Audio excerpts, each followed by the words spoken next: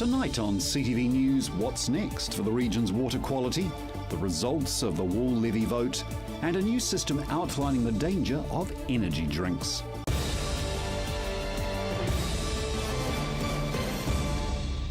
This is CTV News. I'm Grant Mangan. The Canterbury District Health Board has joined the debate on the region's water quality, submitting evidence to the Canterbury Water and Land Regional Plan.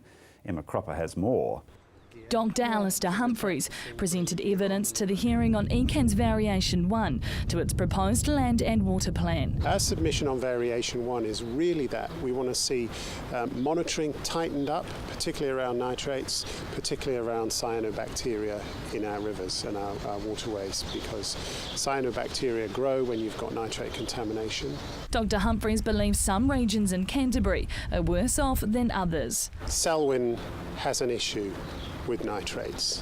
There's more intensification, we're seeing nitrates going up, and we're seeing contaminated water supplies. Dr Humphrey is calling for the Selwyn District Council to tighten their belt on its monitoring. In order to achieve those targets, local government, the TLAs have to help them achieve that, and that's why Selwyn District Council has to tighten up its monitoring, has to tighten up the way it approaches our groundwater and our surface water. If they do that, yes, I think we can improve our water quality. But if they don't match the aims of the Canterbury Water Management Strategy, obviously it's very difficult for us as a community to achieve those aims. Environment Canterbury is hoping to clean the region's water, introducing a water and land regional plan. Water quality is both good and bad across Canterbury. It's changed quite dramatically in the last 20 years, particularly in the lowland streams, as has most of New Zealand, so there's a lot to fix up, there's a lot to get better. But I'd have to say that at the moment there's maybe a sense that we're holding our own, and in the next 20 years, like New Zealanders, will come back. The Water and Land Regional Plan will affect farmers, changing the way they think and operate. It will limit nitrate leaching, and under the changes, farm environment plans will become compulsory. It's kind of a nod to the reality that society's demands have changed, and that fresh water's got to be managed better than it has been in the past. Water quality's got to be better than it has been in the past. If no action is taken, dirty waterways could cost the region billions of dollars. At the moment, we don't need to treat it because we protect it at source. If we fail to protect our water supply at source, ultimately we will end up having to treat it. We will have to put chlorine in it. We may even have to put in processes that remove nitrates, which is very, very expensive.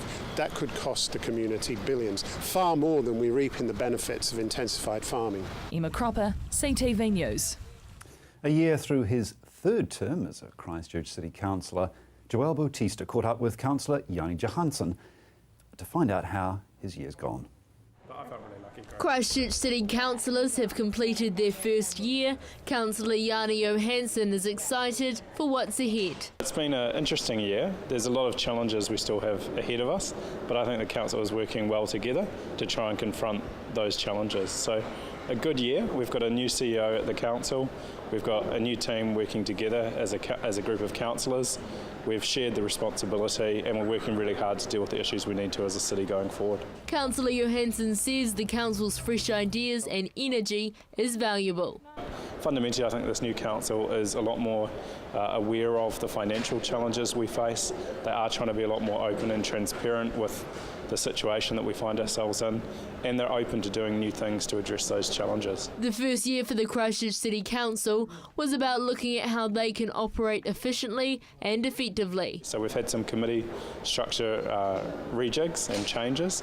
We've identified some key issues, but fundamentally this year has been about coming to terms with the new council, getting all the information together and trying to put that out to the public for some big conversations about things like our financial situation, things like our district plan, things like our representation reviews. Councillor Johansson feels happy with what he has accomplished. There's been, obviously the opening of the Washington skate park has been fantastic. That's been a facility I've been involved with for a number of years, and it was really good to see the final stage complete. We've also had the opening of the Botanic Gardens Centre. We've had progress on the coastal pathway, and so I think those to me are some of the highlights of the last year. When asked if he has any regrets, Councillor Johansson says he doesn't look back, but is sad about demolished heritage buildings. Really, again, disappointed in the number of heritage buildings that we've lost, number of key listed heritage buildings like the Majestic Theatre that in my view have been pulled down for, no good reason other than just to make way for a new, road to go through it. And again, we've seen also the old Polytech Hall on Morehouse Ave got knocked down as well. And I think, if there was any regret or looking back in sadness, it would be the loss of our listed heritage buildings, and we're still being unable to save those. Looking ahead, Councillor Johansson hopes to see the rebuild through. At the moment, I feel like I've got something to offer. I feel like I've got something to contribute. This hasn't been an easy time post-earthquake, but I think it's really valuable to have people that have been involved with the council before the earthquake and after, contributing to sharing that knowledge and information with new people that are coming in. So as the longest serving city councillor, I think, I feel like I've got more to offer. Councillor Yanni Johansson says there's still a long way to go with housing, insurance and rebuilding infrastructure, but the future is looking positive. Joelle Batista, CTV News. Results for the wool levy vote are showing it could be rejected by the industry. Farmers with a stake in the wool industry appear to have rejected the new wool commodity levy in a referendum. The wool levy would collect 3 cents on the average of 5.4 kilograms of greasy wool received from farmers each year. That's around $324 for a flock of 2,000 sheep. The levy would set aside $2.7 million for education towards the International Campaign for Wool and educating retail staff. $500,000 would also be spent on research and development. It would provide an independent, internationally recognised voice for the country's $700 million wool industry. But early indications aren't leaning in favour of the levy. Voting closed last Friday, and the Wool Levy Group told the New Zealand Farmer publication early results were disappointing. More than 12,000 voting packs were sent out. So far, the vote is split, showing 56.8% of farmers have voted no to the introduction of the levy. The majority of those rejecting the levy coming from larger farming enterprises. This isn't the first of this kind in the industry. An earlier meat and wool levy was removed from the industry in 2009. Farmers vented their frustrations against low prices and weren't happy with the program. New Health Minister Jonathan Coleman was in Christchurch today to meet with staff from the CDHB. It's one of the first legs on his tour of New Zealand's hospitals as he becomes accustomed to his new role. Health Minister Jonathan Coleman returning to his grassroots, the former doctor turned minister, getting a sneak peek at some of the new designs for Christchurch Hospital's wards. This visit is one stop on a 3-month trip around the country. It's an opportunity for the minister to meet his staff. So we're going to get around to all 20 DHBs by the new year. Canterbury is a large and important DHB. Of course, we've got a big hospital redevelopment down here. That hospital was the focus of today's visit. CDHB staff had the chance to meet the new minister. They were also able to share their vision for the $500 million project. Really today is coming down here, meeting the CE, the board chair, and very crucially the key doctors, nurses and other clinicians to get a feeling for what's happening here. After speaking to staff and hearing their concerns, the minister now has a better idea of the health issues facing Canterbury. What can we do around getting kids exercising more, dealing with the issues around obesity, diabetes and some of those non-communicable diseases. So there's a lot to focus on, but really looking forward to the challenge, and I've learned a lot coming down here to Canterbury today. When CTV first visited the design lab last year, it was then Health Minister Tony Ryle who was receiving a tour, and Christchurch Central MP Nicky Wau Wagner was playing the role of patient. Since then, the rough cardboard designs have been completely remodelled. This ward is now an example of Christchurch's future healthcare system. This is going to be a fantastic new hospital. There's some very innovative thinking that's gone into these ward designs. There's been a whole lot of work around redesigning systems too for patient flows through hospitals, and a lot of work about care given to patients closer to home and out in the community. The Minister has already set goals for the Canterbury health sector. Already the government spends $1.1 billion on local hospitals. Moving forward, the Minister's top priority is for Christchurch to have an integrated health system. We already largely have one, but how we're going to continue to drive that, so where you've got seamless care between the hospital and the community settings. The Minister also commented on the Ebola risk during his flying visit. He says there are plans in place at the border to protect New Zealanders from the disease that has a 70% death rate and has already killed thousands overseas. Marcus Gibbs, CTV News. Coming up, a local Christchurch band has risen to the top.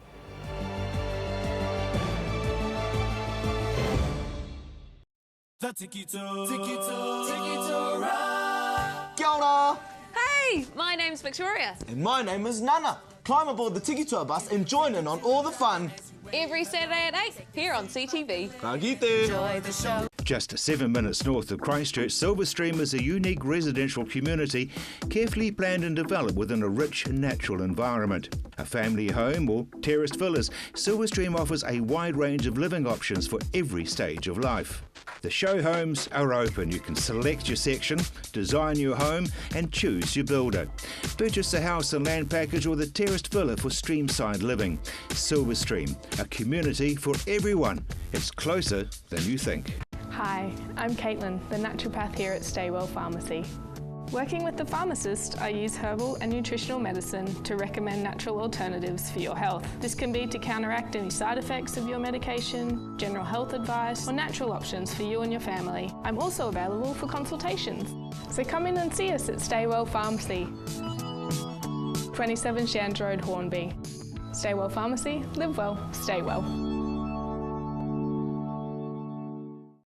Come in and meet the locals at the Bush Inn Centre. Whether it's to grab a coffee on the go or to catch up with a friend over lunch or dinner, the Bush Inn Centre is the perfect place. With our unique range of shops, you'll find everything you're looking for and more. Our friendly locals are always happy to help. We have plenty of parking at the Bush Inn Centre, making your shopping experience just a little bit easier. So come in, meet the locals and shop Bush Inn. You'll find us on the corner of Riccarton and Waimari Roads. The world has a great deal to tell. Journalists from across the world report on their home nations and the experiences of the people who live there. World Stories.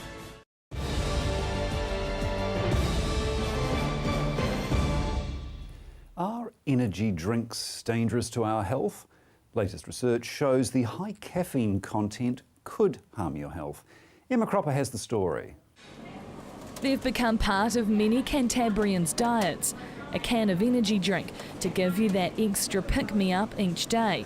The United States ranked in more than $12.5 billion in 2012 from the sale of energy drinks. Locally, students rely heavily on the likes of Red Bull and V to help get through assignments. They're high on sugar.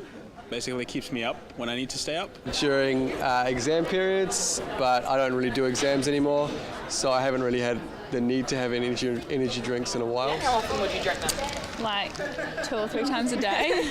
Oh, really? Why do you drink so much? Because I'm a uni student. Canterbury's top doctor, Alistair Humphreys, wants that to change. Students really should not need to rely on stimulants to do their study. They should be getting enough sleep, they should be getting a decent diet. If they're fired up or if they can only get through their exams on energy drinks, the whole system needs to be re-looked at. But do consumers know the real dangers of energy drinks? Personally, I'm not aware of the actual effects of it in the long run, so yeah, definitely there should be. Considering the amount of sugar they have in them, then yeah, it's sort of too necessary evil, I think. New research from Frontier Public Health says the major risks are related to the caffeine content. potentially causing nausea, vomiting and affecting insulin sensitivity. The problem with a lot of energy drinks is they are actually very high in sugar anyway. They may be good in small quantities, but some people assume that because they're energy drinks, they're really good for you. Therefore, the more you drink, the better it is. In actual fact, if you drink a lot of them, of course, you're going to become more obese, and there are various sugars in there that are strongly related to all sorts of adverse health outcomes. New Zealand could see this traffic light food system rolled out around the country. Red, orange or green stickers showing the health dangers of the food you're consuming. The reason that is important is because, yes, we do get the ingredients put on our foods at the moment, but the problem is it's in small writing and it's very, very complicated. A traffic light system makes it easier for people to understand. Yes, we need it on our energy drinks. Yes, we need it on all our foods. We need it so that somebody can quickly look at something in the supermarket and know whether it's a special food that you only eat once in a while, something you can eat some of the time, or it's something that you can eat a lot of the time. From this year, regulating the labelling of energy drinks is being strengthened around the world. Emma Cropper, CTV News. So I suppose I better cut back on the coffee as well. A local Christchurch band has taken out the smoke-free Rock Quest winning title. Joelle Bautista caught up with the lads to see what's next. From rocking it out on stage to making their own guitars, meet the Haze. Chris Nolan, Zach Knopp, Max Earnshaw and Sam Boyles, 2014 winners of the Canterbury Smoke-Free Rock Quest. These Christchurch teenagers will not be stopped. After a close second place in 2013, these four boys are excited to now claim the top spot. So exciting. Yeah. We were so pumped.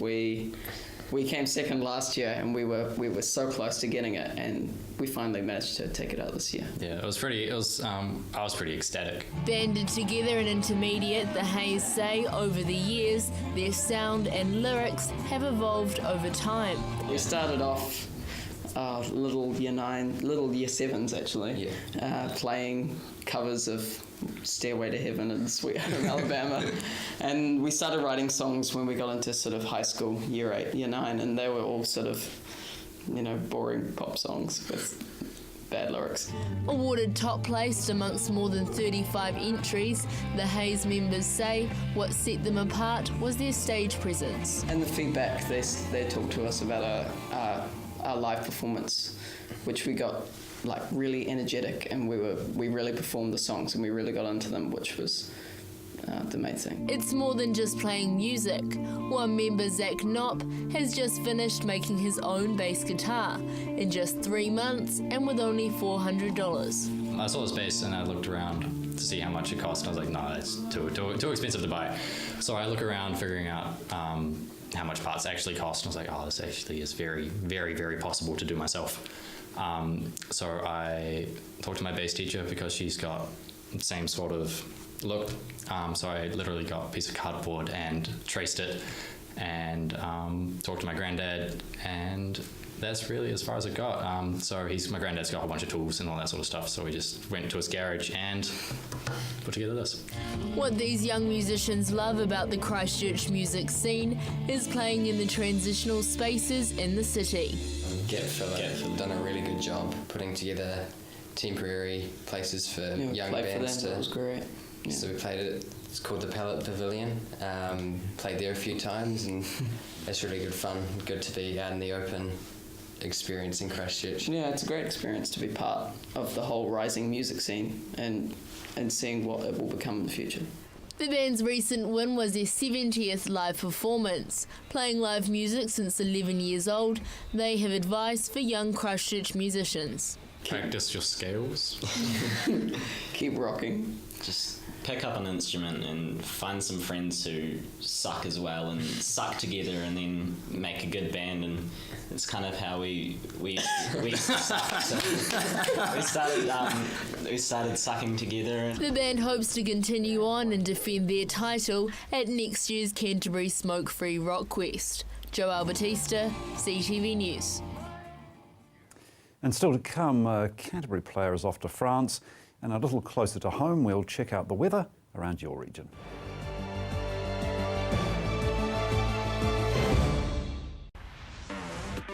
With all the latest innovations in the world of technology, Shift has everything you need to stay informed and in the know. Shift, 2:15 on Monday, right here on CTV. My son's helped me greatly with my independence now that I've got more mobility. Mum, I've been looking into stand assist chairs from More Mobility. They recline back with a footrest, then when you want to get out of them, they stand you up. You can even sleep on them. More Mobility can bring one out for a free trial. There's even electric beds too. What do you think? For more range and more expert advice, see More Mobility, corner Clarence and Princess Streets off Blenheim Road. What a difference more mobility makes.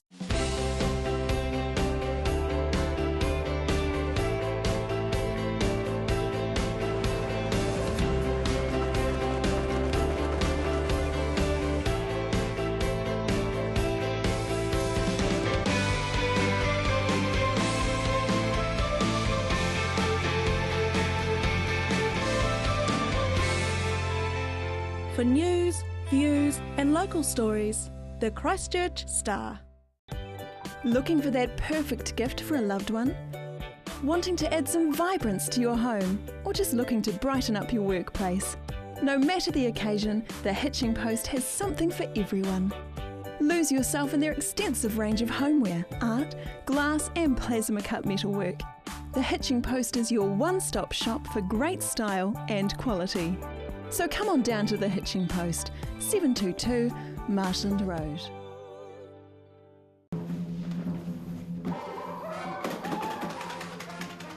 Avoid the monkeys when it comes to relocating. Trust A1 Movers, a family business since 1993 that guarantees a professional job every time. We carefully handle and wrap your valued items, ensuring they have a safe journey. Secure storage and insurance options are also available. A1 Movers, the careful, caring moving company. Oi! With all the latest innovations in the world of technology, Shift has everything you need to stay informed and in the know. Shift, 2:15 on Monday, right here on CTV.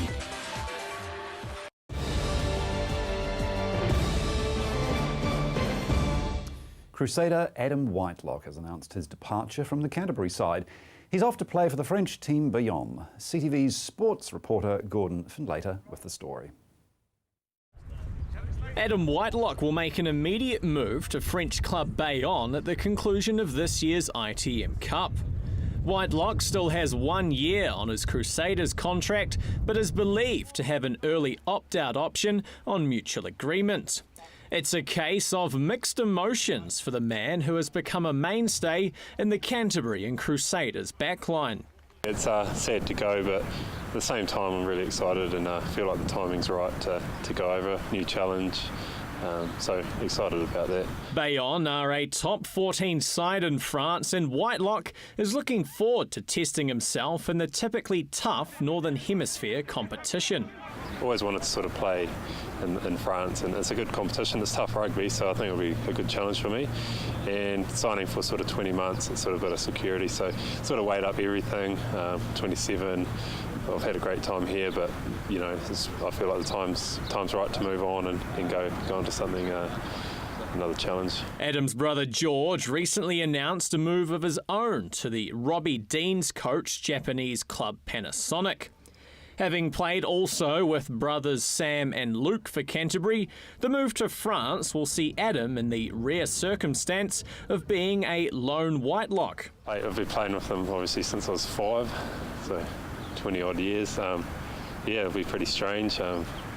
Just seems like the normal when you rock up to training, it's one or two, or, you know, earlier this year three of them running around. So yeah, probably be a bit sad in a way. Having spent a stint travelling and playing with the National 7 side earlier this year, the lure of a potential place in the team for the Rio Olympics wasn't enough for Adam to convert himself fully to the 7-man game.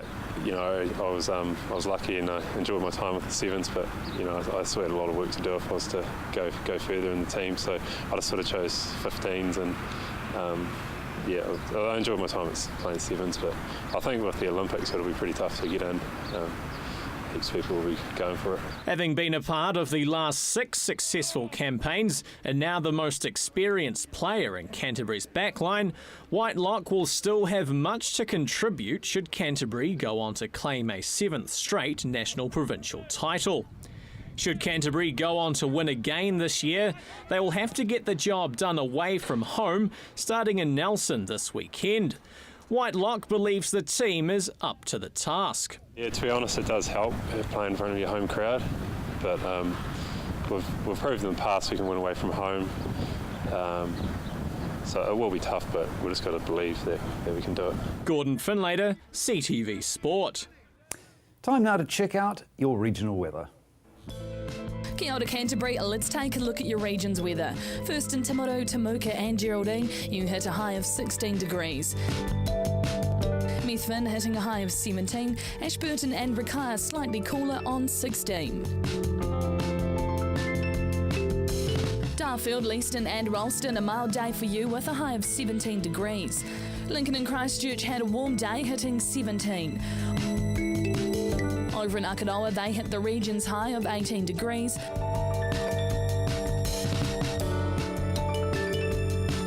Rangiora, Kaipoi and Amberley, 17.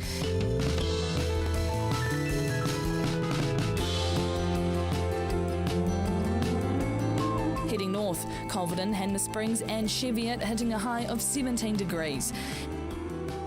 And at the top, in Kaikoura, they had the region's low of 16. But what's in store for tomorrow? In Timaru, a fine day ahead with sunny periods and some high cloud and warmer northwesterly winds expected, hitting 7 degrees overnight and a high of 23 throughout your day.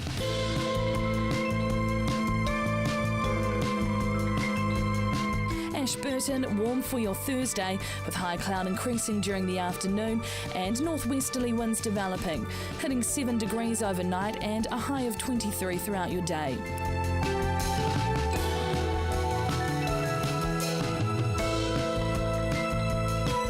Christchurch, mild northeasterlies and sunny skies during the morning, warm northwesterly winds developing late in the day with some high cloud, 7 degrees at night and 23 throughout the day.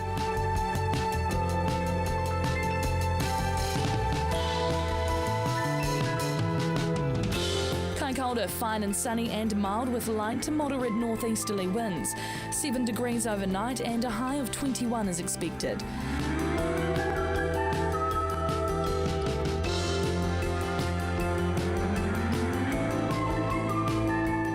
In other areas around the region, Temuka and Geraldine hitting a high of 23. Methven and Rakaia fine in the morning with a high of 21. Darfield, Leeston and Ralston expect afternoon cloud to creep in with a high of 21. Over in Lincoln, fine in the morning with 21 degrees. Akaroa expect a high of 20 and overnight low of 7. Rangiora, Kaipoi and Amberley expect the region's high of 23 degrees. Culverden, Hanmer Springs and Cheviot fine in the morning with a high of 21. And looking ahead for what's in store for the rest of Canterbury. Fine for most of Friday, with gusty warm northwesterlies decreasing and thick high cloud expected. Colder lighter southwesterlies developing during the evening with some rain. Cloudy on Saturday, with areas of rain clearing late in the day. Cold with moderate southerly winds can be expected. Cloud clearing and sunny periods increasing on Sunday, with moderate northeasterly winds developing. Fine at first on Monday, with high cloud and northerly winds, but a period of showers and colder southwesterly winds freshening during the afternoon. Cloud clearing and sunny periods increasing on Tuesday, with moderate northeasterly winds developing. That's all for your region's weather. Enjoy the sunshine that's in store for tomorrow and have a great evening. And that's CTV News for Wednesday. I'm Grant Mangan. Good night.